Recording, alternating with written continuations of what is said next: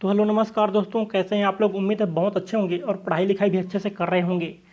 हमारा जो आज का सवाल है ये गुणनखंड पर आधारित है और आप लोगों ने थंबनेल पर देख लिया था कि उस तरह के अगर सवाल गुणनखंड में पूछे तो हम उसको किस तरह से बना सकते हैं, ये मैं आप लोगों को आज बताना चाहता हूँ। तो देखिए, ये सवाल है पहला, 4x का घात 2 या 4x स्क्वायर धन 20xy धन 25y स्क्वायर या 25 का घात 2। इस तरह से आप इसको पढ़ सकते हैं। इस सवाल को देखिए हम किस तरह से बनाएंगे।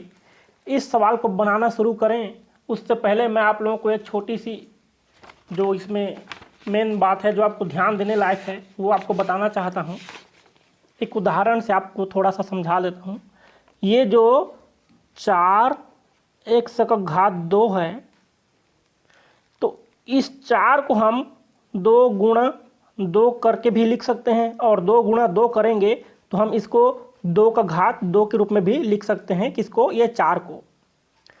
अब इस तरह से देखा जाए तो हम इस 4x का घात 2 है इसको 2 का घात 2 और x का घात 2 इस रूप में भी लिख सकते हैं, क्योंकि ऑलरेडी x का घात 2 है और 4 को हम 2 का घात 2 के रूप में या 2 का स्क्वायर के रूप में लिख लिए।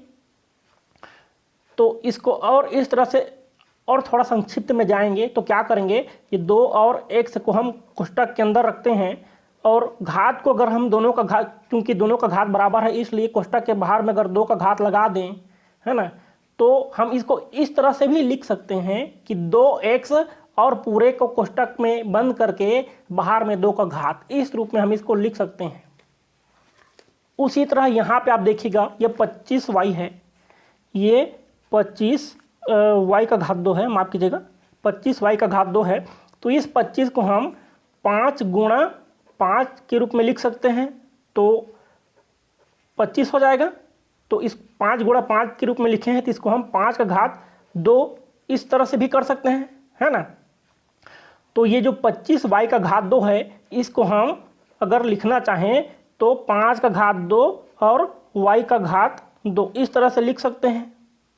और इसको अगर लिखेंगे तो इस तरह से अगर रखना चाहें तो 5 और y को अगर एक साथ रख दें और इसको कोष्टक में बंद करके बाहर में 2 का घात लगा दें तो भी हम उसको इस तरह से रख सकते हैं, ठीक है। तो ये 4x का घात 2 को मैं 2x और पूरे का घात 2 के रूप में रखने वाला हूँ। ये 25y का घात 2 को ये 5y और पूरे का घात 2 के रूप में रखने वाला हूँ, इसलिए मैं आपको ये बताना जरूरी समझा।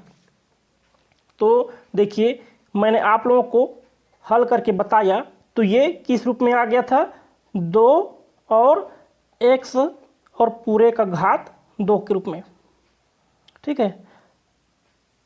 अभी इसको थोड़ा सा भी यहाँ रहने देते हैं, इसको अगले स्टेप में मैं आपको थोड़ा और समझाऊंगा। तो 20xy और ये धन, इसको मैंने क्या किया, 5y का घात 5y और पूरे का घात 2 इस रूप में मैंने किया।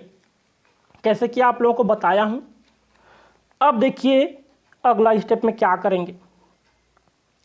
ये जो 20 है इसको हम इस रूप में तोड़ेंगे कि उसमें 2 और 5 दोनों हो, 2 भी रहे 5 भी रहे, एक्स वाई तो ऑलरेडी है, ठीक है। तो इस 20 को हम किस तरह से तोड़ सकते हैं, देखिए ये 20 है तो 20 को हम किस तरह से तोड़ सकते हैं, 2 गुणा 5 इस तरह से तोड़ सकते हैं। तो 2 दूना 4 हो जाएगा और 4 पंचे 20, ठीक है। तो ऑलरेडी 20 हो जाएगा, तो इसी रूप में हम जोड़ सकते हैं इसको। तो देखिए क्या होगा, ये 2x का घात 2, माफ़ कीजिएगा कोष्टक बंद करके 2 और ये प्लस, फिर 20 को मैंने कैसे किया, 20 को मैंने किया 2 गुणा 5 और गुणा x गुणा y।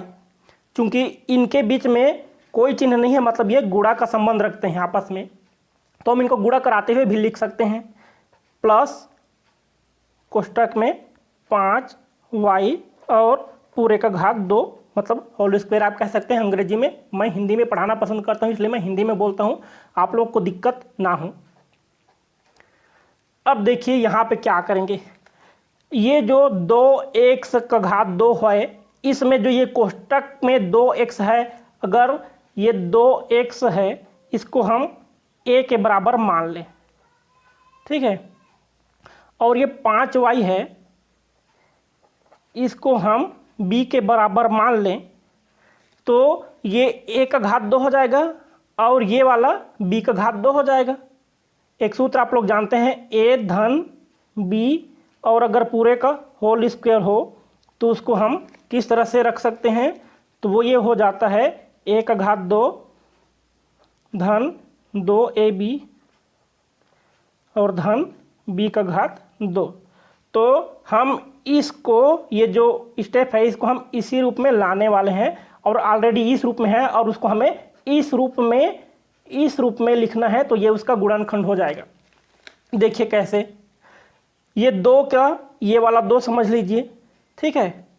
और a के रूप में कैसे आएगा, a के रूप में आएगा 2x, अगर 2 और ये x को एक साथ में रख दूं। b के रूप में कब आएगा, जब 5 और y को एक साथ रख दूं। अब देखिए अगला स्टेप में मैं वही कर देता हूं, ये कोष्टक में 2x का घात 2x और पूरे, ये 2x और पूरे का घात 2 और धन, ये तो 2 ही रहेगा, गुणा, ठीक है। 2 और x चूंकि गुणा का संबंध है तो इन दोनों को मैं एक साथ रख सकता हूँ, 2x हो गया, फिर गुणा, ये 5 और y को एक साथ रख सकता हूँ, 5y, ठीक है, गुणा का संबंध है तो मैं इस तरह से रख सकता हूँ, और धन क्या हो जाएगा 5y और पूरे का घात 2। तो हो गया ना 2ab के रूप में 2, और ये a, 2x को मैंने a मान लिया और 5b को मैंने b मान लिया, तो 2ab इस रूप में हो गया। तो देखिए ये क्या हो गया, ये a का घात 2 धन 2ab धन b का घात 2, है ना। अब इस सूत्र से आप देख सकते हैं a का घात 2 धन 2ab धन b का घात 2 ये किसके बराबर होता है, a धन b का पूरे का घात 2 या a धन b होल स्क्वायर, ठीक है। अब a कितना है, तो 2x और धन, अब b कितना है, तो b में है 5y। अब होल स्क्वायर को में रखना है तो क्या करेंगे, इसको कोष्टक में डाल देते हैं और घात अगर अंदर में बाहर में 2 लगा देते हैं, ठीक है। घात अगर यहाँ बाहर में मैं 2 लगा देता हूँ तो ये हो गया a धन b होल स्क्वायर। तो इस तरह से ये इसका उत्तर गुणनखंड के रूप में आ गया। तो उम्मीद है आप लोगों को ये समझ में आया होगा। ये मैंने आप लोगों को इतनी धीरे और इतने आसान भाषा में इसलिए समझाता हूँ ताकि मैं अक्सर देखता हूँ कि बहुत सारे बच्चे जो कि ये सब चीज़ करना नहीं जानते, मेरा वीडियो अक्सर उन्हीं बच्चों के लिए होता है और इसीलिए मैं करता हूँ और धीरे से करता हूँ। ये कई लोगों को पसंद नहीं आता, मैं समझता हूँ, लेकिन मैं यही करूँगा। दोस्तों ये है हमारा आज का दूसरा सवाल। इसमें 25x² या 25x का घात 2, x का वर्ग भी कह सकते हैं, धन 70xy धन 49y का घात 2, y का वर्ग या y का घात 2, y की स्क्वायर, जो भी आप कहना चाहें कहें, कोई दिक्कत नहीं है। अब इसमें देखिए 25x का घात 2, चूंकि पहले वाली वीडियो में मैंने ज़्यादा संक्षिप्त रूप में आपको बताया है इसलिए मैं इसमें उतना नहीं करूँगा। पहले वीडियो में जैसे कि हम वैसे ही करते हैं। तो 25x का घात 2 है, हम इसको 5x और पूरे का घात 2 के रूप में लिख सकते हैं। 5x और पूरे का घात 2, है ना। ये घात 2 इसके लिए भी हो गया तो 5 पंचे 25 ऑलरेडी हो जाएगा और x का घात 2 भी हो जाएगा।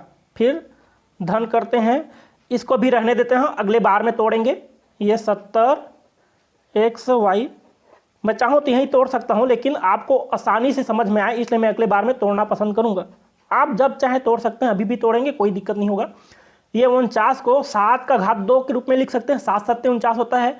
तो अगर इसको 7 और y के साथ में एक साथ रख दें तो कोष्टक के बाहर में हम घात 2 लगा देंगे या वर्ग लगा देंगे, तो ये हो जाएगा 49 y का घात 2, ठीक है, या 7 का स्क्वायर y का स्क्वायर हो जाएगा, 7 का घात 2 y का घात 2। तो इस तरह से 49 y और उसका घात 2 इस रूप में हो गया। अब देखिए अगले बार में मैं बीच को तोड़ना पसंद करता हूँ, तो इसको किस तरह से तोड़ेंगे। 70 बराबर हम कैसे तोड़ सकते हैं, तो देखिए इसको 2 गुणा 5 गुणा 7 इस रूप में कर सकते हैं। तो 2 पंचे 10 और 10 सत्ते 70 इतना हो जाता है।